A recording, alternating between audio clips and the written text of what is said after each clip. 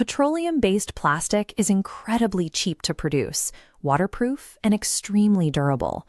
A single kilogram of standard polyethylene costs around $1, and it can be molded into virtually any shape imaginable. It preserves food for weeks and handles chemical exposure without rotting or rusting.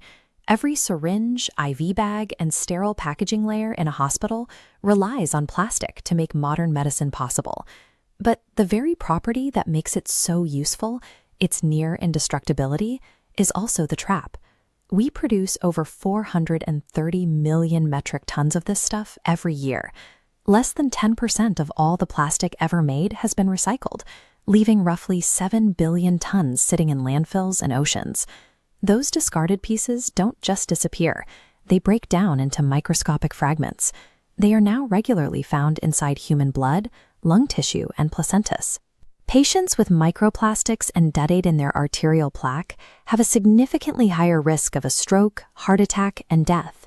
We built our entire civilization on a material that does exactly what it was designed to do: last forever.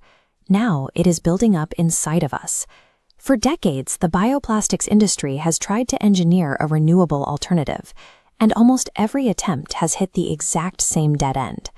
Take polylactic acid, or PLA, typically made from fermented cornstarch. It competes directly with the global food supply. It shatters under impact, cannot handle high temperatures, and while it's technically biodegradable, toss a PLA cup in your backyard and it will sit there for years. Other contenders, like PHA, break down much easier, but they require expensive bacterial fermentation and harsh chemical inputs, pricing them out of widespread commercial use. This chart visualizes the problem, plotting industrial performance against sustainability. Petroleum plastic sits high on performance, but fails completely on sustainability. Alternatives like PLA and PHA fall woefully short of matching industrial standards. You either get performance or you get sustainability. Nobody could figure out how to deliver both at a price the market would actually pay. Escaping this trap requires a totally new chemical architecture. Researchers at Northeast Forestry University in Harbin, China, decided to look at bamboo.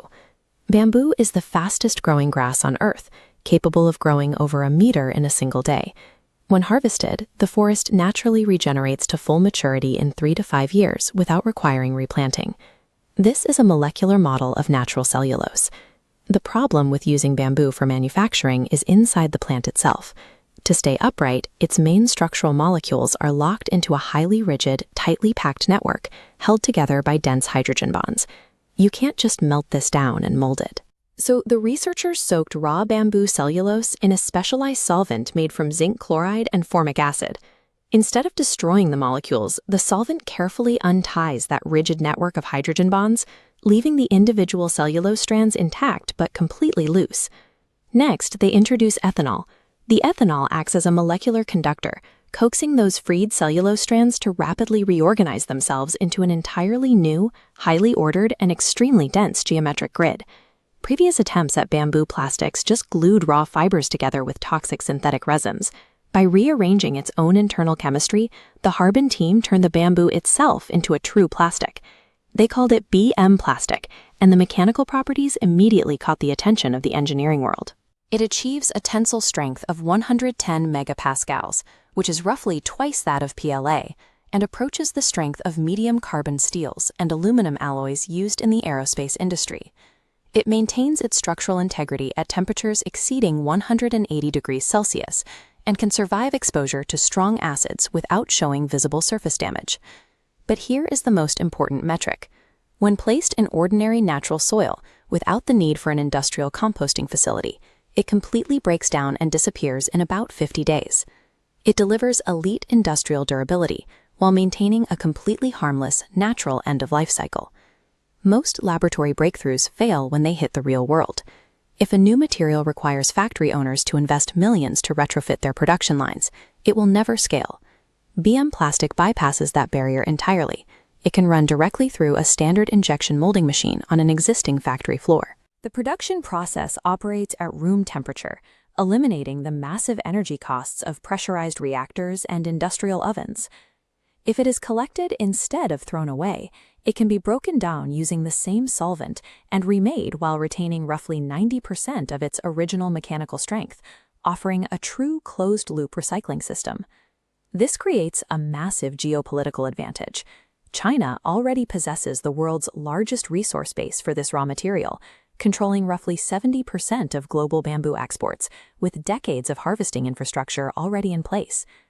The chemistry is brilliant, but its immediate plug-and-play compatibility with the world's existing industrial infrastructure is what makes it a viable global replacement. The material does have current limitations. While it excels in rigid applications like car body panels and electronics housings, it cannot yet replace flexible, thin-film plastics like stretch wraps or grocery bags. Scaling up production to replace even a fraction of the 430 million tons of petroleum plastic the world uses every year will require massive global investments in processing facilities and logistics. The market can no longer wait for regulations to solve the crisis. Recent international treaties aimed at capping plastic production have collapsed during negotiations. The countries and companies that successfully commercialize these production facilities first will own the next generation of global materials. Our dependency on petroleum took a century to build, and reversing it will take time. But for the first time, industries are not being asked to sacrifice performance to save the planet. They are simply being offered an upgrade.